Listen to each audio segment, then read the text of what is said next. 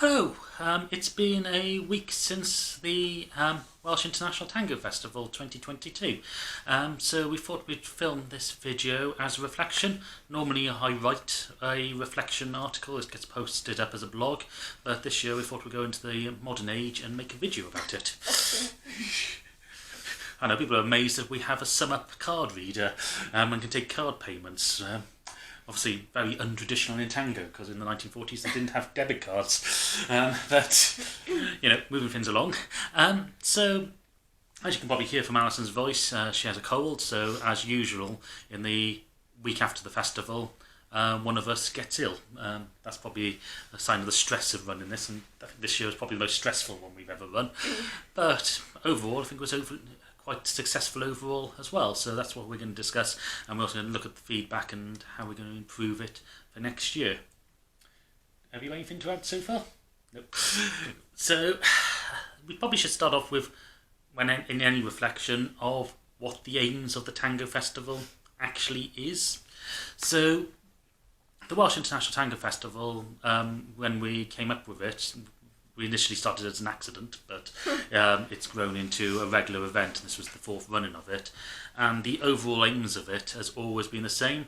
Its primary aim is to attract tango dancers and give an inclusive environment that they can enjoy dancing tango by providing the best quality teachers and learning, supporting local teachers to give them a showcase on the world stage, and also providing the best music in form of DJs and live music for people to dance to, as well as, I say, making it inclusive by covering all aspects of tango.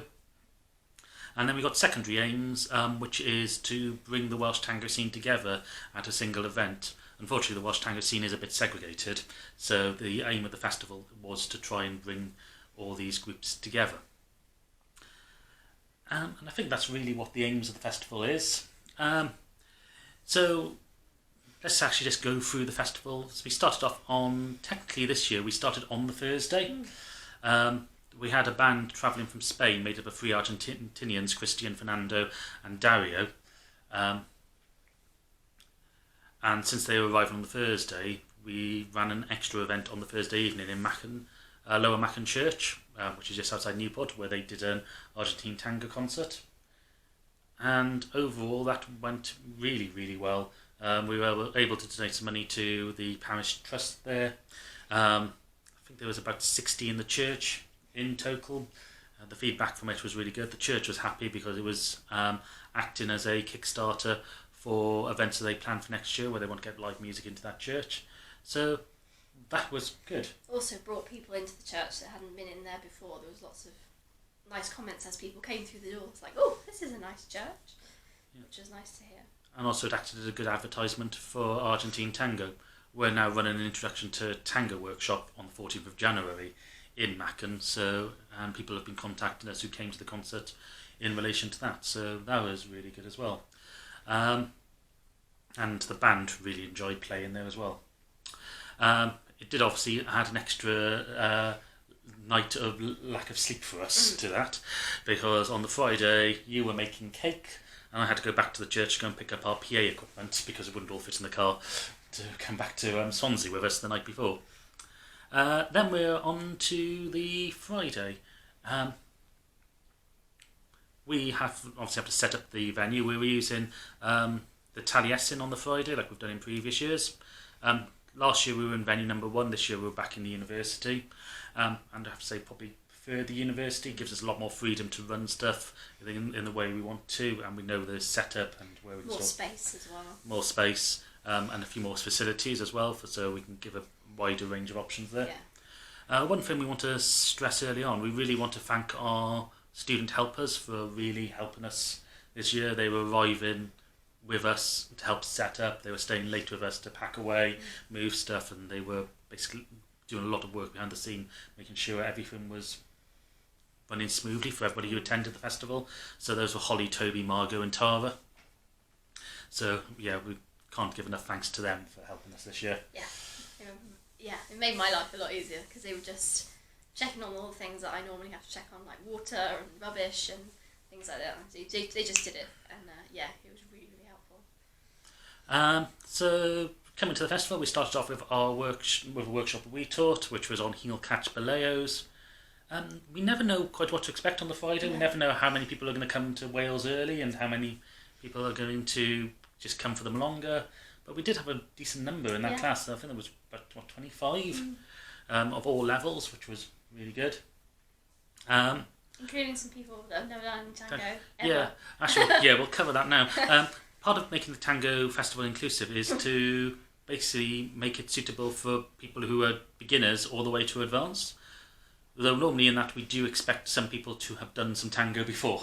A bit. But no, we had people who came to that first workshop who had never danced tango before and then also stayed for the Saturday to do all the workshops then. And even on the Saturday for Nick and Deanna's workshop, we had one girl come with a friend who was a member of our class, whose first ever experience of dancing and doing tango was doing a Nick and Deanna workshop. It's pretty much all downhill from there, really, as far as what you can expect in teaching quality. But they really enjoyed it, so that's really good. So it means that we are doing that with the festival. One thing we did want to do this year was try and encourage people who are non-dancers to come along to listen to live music. That didn't really work. I'm not sure if we didn't get the advertisement right there, or if there's just no appetite for that in the Swansea area. But we would have thought at least a few sort of ballroomers might have been interested in coming along, and so we did have some people who dance multiple dances come into this. So we thought maybe there's some of their friends would want to come along and be interested. But maybe for next year we can try some different advertisement methods for that. Yes, that first workshop went well. People had fun. It was a good icebreaker. And then we went into the Malonga, which was DJ'd by Learning Tango's David Bailey. Check out their page. They have a big festival in June with Jenny and Ricardo teaching. I think their bookings are open now. So, go and check that out. And obviously, Christian, Dario and Fernando were playing another set. And that went down really, really well. Many people who were there, including many organisers, people who arrange big tango events, said that was the best tango band they've ever heard. So that's quite an achievement for us to have that in Wales.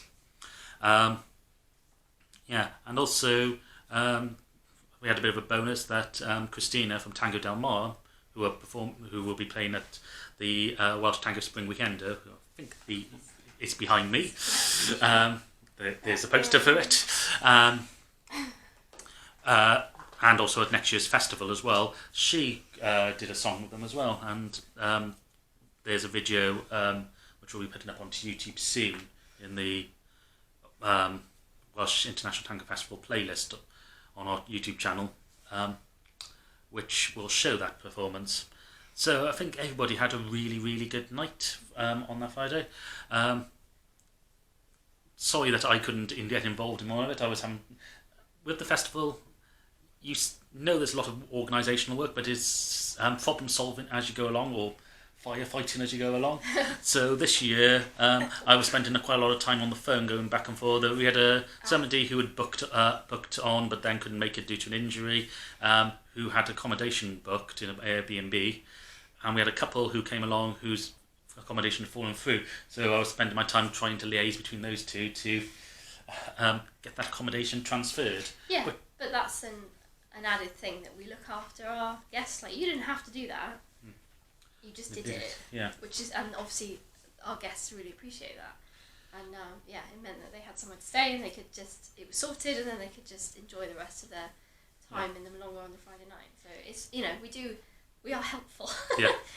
There's things we do that you don't necessarily other organisers may not do, or people wouldn't expect you to do, but we always help. I suppose it comes down to that thing that we always we have been to other tango festivals and we found them really unfriendly. Where, and I don't want to sound big-headed, but we do run a big tango club in Wales.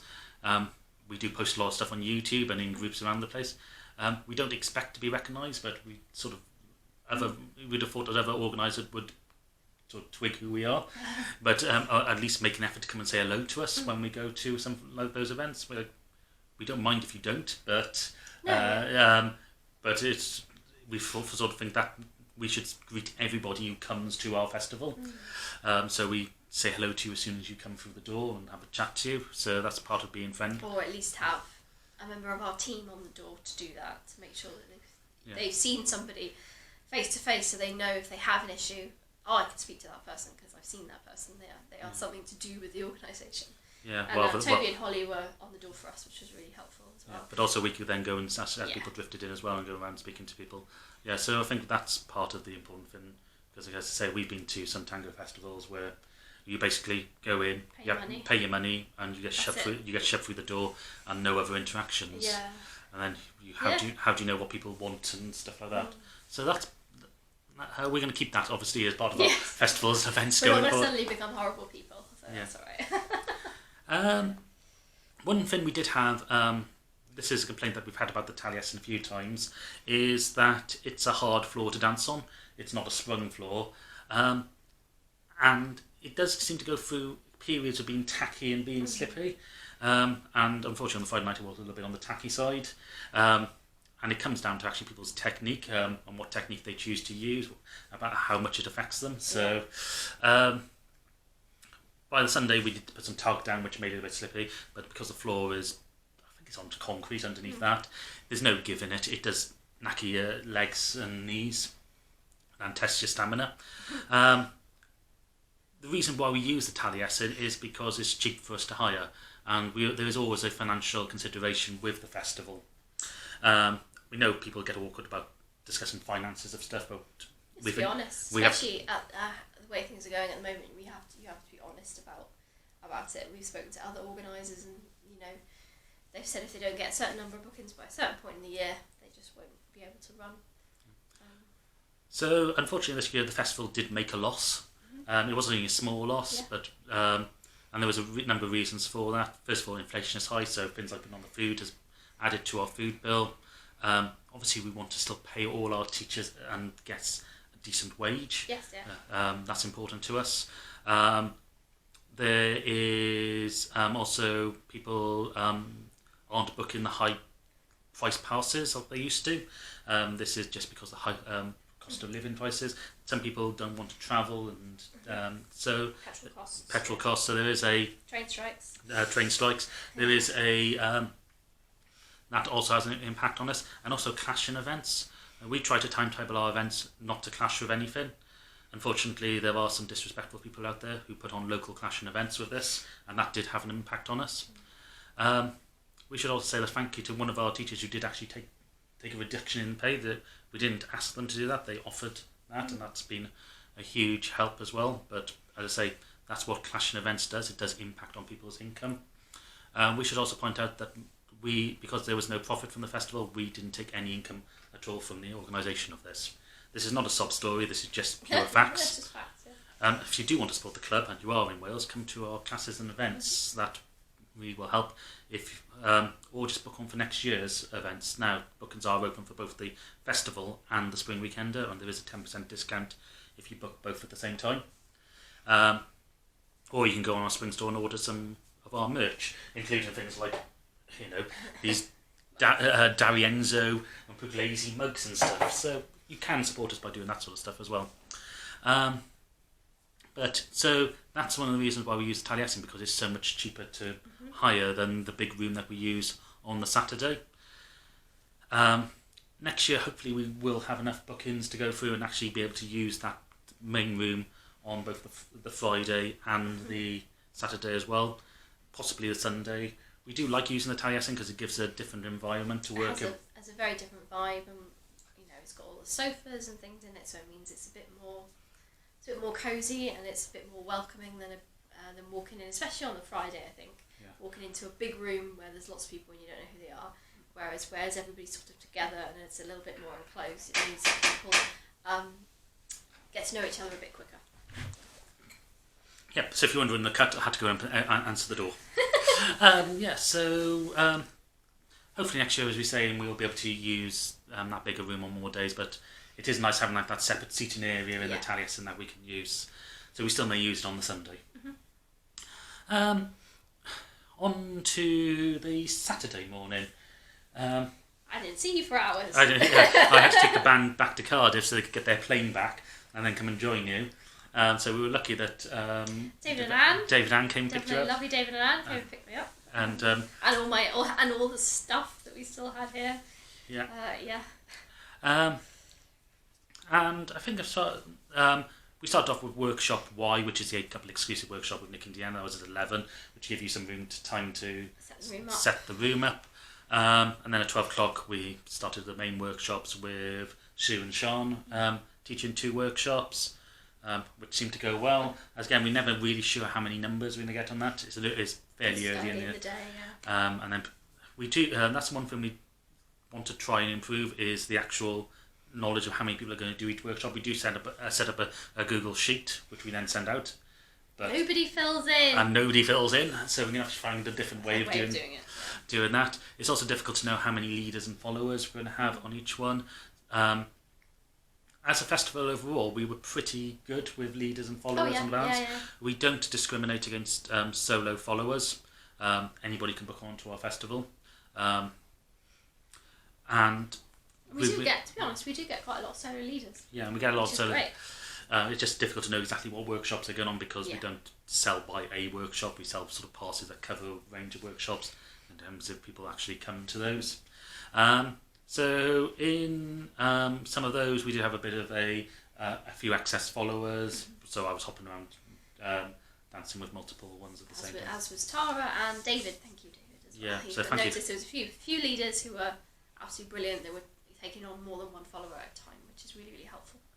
As far as the workshops were concerned, I think the titles were good. We had the embellishments for both roles. We had Malonga, cross and double cross, Volcadas and blues. We are going to drop the blues out to the festival for next year now. It's been an experiment we've tried for a few years in Wales to try and build a blues scene here, and it hasn't really worked. So time for something new. We'll come to that later in the video. But also we had Nick and Deanna's workshops on boleros and cicadas. So the way we choose what workshops run at the festival is we obviously go to a lot of milongas and dances, and we basically, from dancing people, see what things are lacking, I suppose, in technique and what people could improve on. Whether those people actually come to the festival doesn't matter a lot. But it's a kind of overall theme, isn't it? Yeah. You notice when you're out and about. So that's where we pick these workshops from. And we don't go over the top with the workshop titles. We don't go for really obscure titles. It's really simple things. It's Volcadas. It's Volcadas or it is cicadas.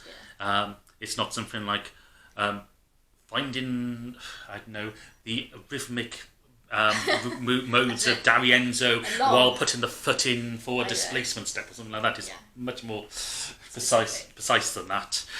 Doesn't sound so grandiose, but you know, it does what it says on the tin. It does what it says on the tin. Yeah. You know what you're getting.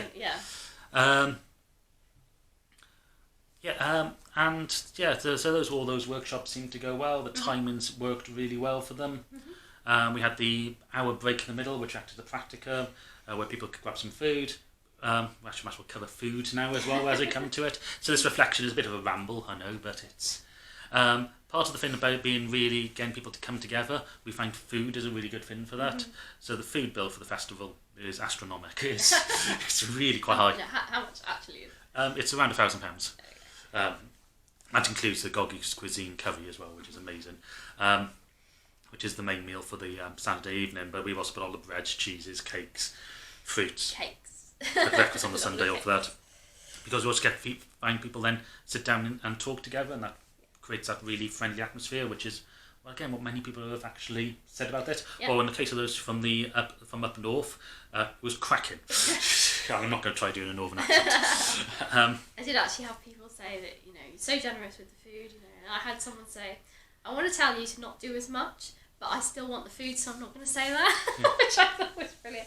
You don't have to do it. You don't have to do it. We really appreciate it. I think there's a point, because a lot of other events just don't do food, and I get it, because it takes a lot of time, it takes a lot of money, it's a lot of mess and sorting out, but it does have a huge reward, and people really appreciate it.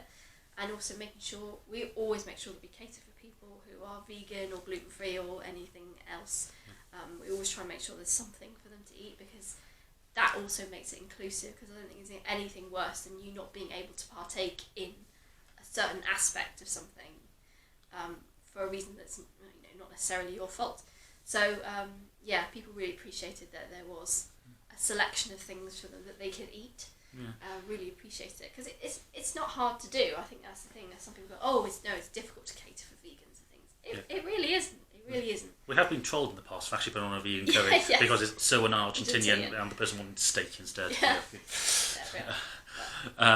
Other people are very happy about it. One thing we did found that Goggis cuisine this year was a bit on the spicy side. It was a little bit. So it was good, I can't handle spice. I find ketchup is my limit, so I found my mouth was on fire. So Pops next year asked them to keep down the spice a little bit. But we did have a suggestion of why not do a goulash. Oh, right. So, that could be an option for maybe the spring weekend if we can find a caterer who can do goulash. So, because again, it can be made vegan and gluten-free and stuff. So that's a possibility. It's certainly different from the Argentinian pasties that empanadas. that everybody normally serves. You can get those frozen from Lidl, I think. Yeah. So that was good. We then got to the Saturday ball. We had about 100 people attend there. The way we run events is always going to be a little bit more divisive or controversial because we mix traditional and New Wave stuff and alternative all together. We don't really agree with this idea of segregating people in different rooms. We did try it a couple of years ago, where we did have 2 rooms running on the Friday night, and where we want people to mix. Yeah. We found that there was those who liked the traditional music, just stuck to the traditional stuff, and then didn't interact with the people who liked the New Wave ones, and there was a few that sort of drifted back and forth. Yeah. Doesn't really go for the sort of atmosphere we want, that sort of thing. So again, we tried to mix it. Obviously, the room gets dark, which means people can't use cabasayas and stuff. Yes, we did have comments about it's really dark in here again. So we did add some extra lights. We had the most lights we've ever had this year. But it's in a way it's to encourage people to go and talk to people and just go and ask people. And it also creates a better atmosphere. As far as the music, Sean's DJ set seemed to go down well. Mm-hmm. There's always an issue that with that is when the dinner's served as well. So maybe she doesn't get the same response out of it that she probably deserves. So sorry about that, but it's tango. Again, that's more of a divisive thing. Does there an alternative tango band? Whether people get them or not is another thing. We would say that they didn't seem to be quite as on it as they have been in previous years. We think that's probably due to lack of practice. They've only played 1 gig this year. But overall, it was really good. And some people, quite a lot of people still really enjoyed them. The floor was still full. So that's good. Then obviously Wayne's DJing is really good anyway. He's one of the top alternative DJs in the UK. Yes. And also mixing in lots of traditional stuff. And we overran this year. We went up to about 12:30. I know, he kept asking me, can I do another one? Can I do another? But the room was still really full, so we didn't want to sort of kick people out. It didn't mean we went up with 4 hours sleep that night, but it was... Yeah, it's a balance of, people are enjoying themselves and you don't want to stop them dancing, but I want to go to bed now. it's a tough choice. Yeah, so it's always trying to get this balance of stuff. Some people don't really understand it. We had some comments on the Friday. Obviously, they just had a really traditional band play a really long set, and then David Bailey was playing more sort of the blues, New Wave and stuff. And then, but this is all New Wave music. Yes, because you've just had a most traditional thing that you've probably ever seen in your life. So it's... We do really try and make sure that it's balanced with both, because there's got to be something for everybody. Yeah. But again, we've had really good comments back from that night. Now we're on to Sunday morning, which started off with breakfast, and obviously our student helpers also have a lack of sleep coming through and helping set up there and move stuff back to the Taliesin. I found the breakfast is a really good way of just getting people to interact. We never get huge numbers. I think there's 10, but more people drift in and start eating. And people again enjoy the food. So, and it's also an opportunity for people to chat and go around. Nick and Deanna taught their workshop X, which I think was on Malonga. We also had some comments about that. It depends on what sort of level you are. Those workshops are designed for high-level dancers who really want to work on specific techniques. And that's fine, that's what they're there for. Obviously, Nick and Deanna's teaching style varies from ours and other teachers. So it's all about trying to adapt to that teaching style. So we did have somebody saying that they use a lot of the number. They talk about numbers from the basic 8, which is a bit confusing for them. So might mention to that for next year and just be aware. It's something that's been brought to our attention. So or maybe we should prepare people ready for the basic 8. So that's all fine. We taught our workshops on fusion. Obviously, passo is a lot of stamping, and for very angry, aggressive dance, so much laughter. Yes, it's very good fun. And it was interesting to actually teach those very stampy dances with the giant blisters I had achieved from the day before. So not even from my dance shoes either. And I was at the Blues Fusion. Then we went to the hour for lunch. We played around with the timings a little bit for this, so we had that basically an hour's lunch time, which then gave the band, which was Tango Color this time, to set up. And be fed. And be fed. Merrick then gave his talk on the Bandonian. It's always difficult to know how a talk's going to interact. People seem to appreciate it. They found a lot of knowledge from it. Yeah. Merrick was ill a couple of days after that. He had a fever, so you're wondering if he was get a bit run down from that and starting to feel the initial effects of that. But yeah, then there was a bit of the Bandonian concert, which went well. For this, we should also say a big thank you to Johnny from Cabaret Tango for lending us a keyboard for Fernando to play on the Friday and Bay on the Sunday. Would say that Merrick didn't particularly like the sound of that keyboard. He found it a bit too sort of rock and roll sounded. Too Johnny, basically. Yeah. But we think it sounds fine in all the videos and stuff. So I think that's the particular of what you are used to. As a professional musician, very particular. Yeah. And then obviously Tango Color played a couple of sets. Went down really well. We didn't have that big a number on the Sunday. So the Tango Festival is long. It is a marathon. It does knacker you a little bit. So we expect people to drift off. So it was probably a bit quieter on the Sunday than we've had in the past, but then it was busier on the Friday. Yeah. So it was swings and roundabouts. And then I finished off with my bit of a DJing set. And people were drifting off throughout of that. So I think overall it was... I don't think we can really complain. There are things we want to improve on. And obviously make better for next year. One thing we really want to do is continue with the inclusiveness of the festival. So next year we're going to look for a bit apprehensive about talking about this sort of stuff because I'm not very familiar with the queer tango scene and the nuances of that. But we're going to include some role swapping, which I hope will then include some queer tango and get you people used to doing that. We should say that we don't mind who you dance with, who you ask to dance with, and I don't think anybody at the festival will mind about that. I say we seem to attract quite nice people to the festival, but I think we need to be a bit more proactive in that sort of scene to encourage that. Well, I saw quite a lot of ladies leading, and I did see one instance of a male couple dancing, which was quite funny because it was a bit of a piss take. It was Mike was the follower, so that it was Mike Fussell was the follower. That's all you need to know, really. There was legs everywhere. Yeah. So again, we want to try and encourage more of that. Also, I know we talked about the segregation area. We're going to want to include a bit more Nuevo Tango. All the workshops are normally very generic. They can be applied to any form of tango. This year, we're going to experiment a little bit by having a Nuevo workshop run inside a Milonguero workshop. We've already got the Milonguero workshop set up with Eduardo, got the secrets of Milonguero Tango. And we are in conversation with some teachers to do some of the Nuevo stuff. So hopefully that will come to fruition. As I say, we'll have the role swapping ones. So bringing the Welsh tango scene together, I say that we were unfortunate that somebody wanted to put a clashing event on with us. As I say, we try to announce all our events way up in hand, and we count it as quite professional to look and see what events are happening in an area to make sure that there's no clashing. We hope other people have that same professionalism as well. We should say though that as far as getting more Welsh tango dancers, this was the biggest year for Welsh tango dancers at the festival. We had more from Cardiff, more from Swansea before.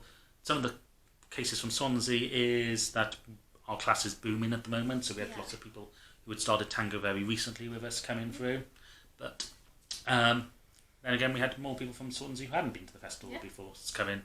So we are, again, that outreach to but it was also, I think, people really enjoyed the fact that the demographic of our class is quite young, especially at the moment. We've had a lot of influx of postgraduate students.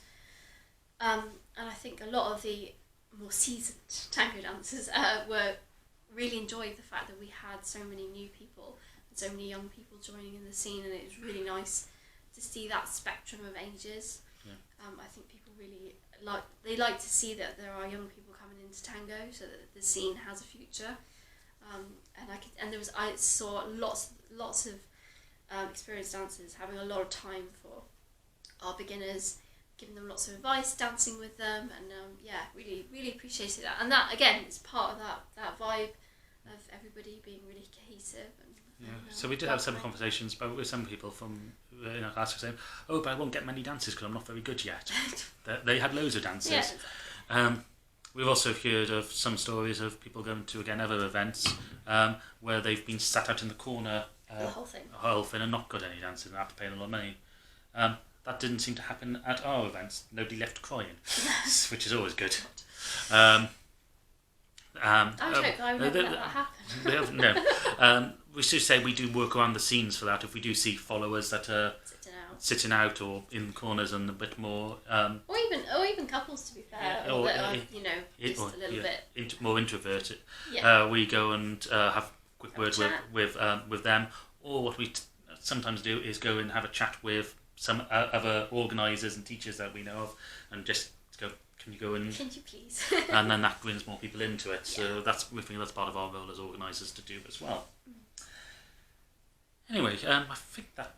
we obviously had the Monday as well. Went for breakfast on Monday morning. Taught our lunchtime class. Our lunchtime class was terrible, sorry.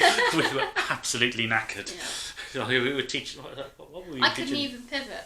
My feet hurt so much with my blisters that I couldn't even pivot.